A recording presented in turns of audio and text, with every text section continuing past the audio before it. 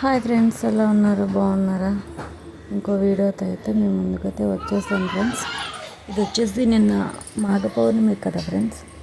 సముద్ర స్నానంకి అయితే వెళ్ళాము మేము. చూడండి ఎలా ఆడుకుంటున్నారో వీళ్ళు.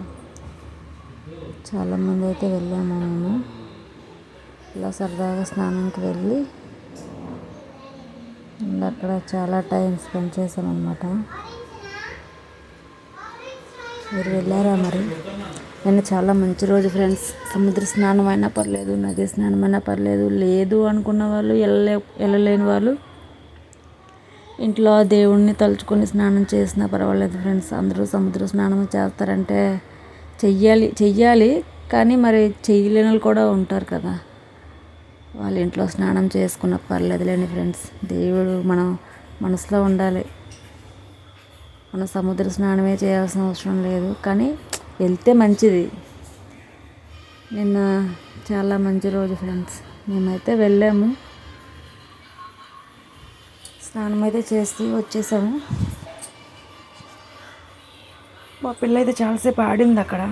బండి వచ్చినాక ఇంట్లో ఇలా పూజ చేసుకున్నాను. చాలా సింపుల్గా అయితే నేనైతే చేసుకున్నాను. హంగామా అయితే ఏం లేదు.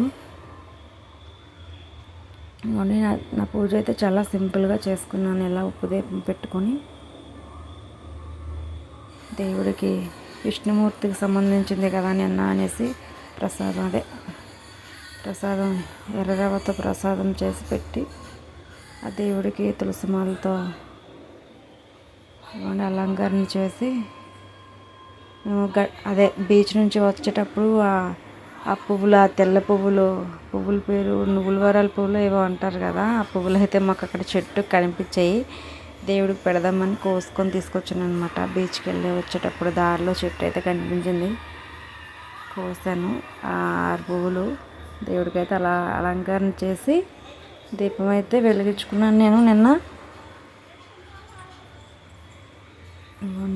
మరి అంటే చేయొచ్చు, ఉన్నంతట్లో చేసుకోవడం మంచిది. ఆడంబరంగా వెళ్ళకుండా దేవుడు మనకి దీపమే అడిగాడు, ఇంకేం కాదు. దీపం పెడితే ఆ తండ్రిని నమస్కరించుకొని ఒక దీపం పెడితే చాలు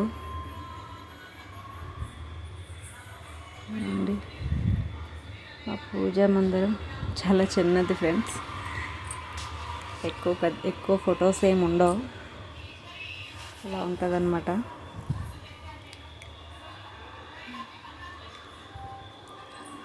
మీరు కూడా ఇలా పూజ చేసుకున్నారా?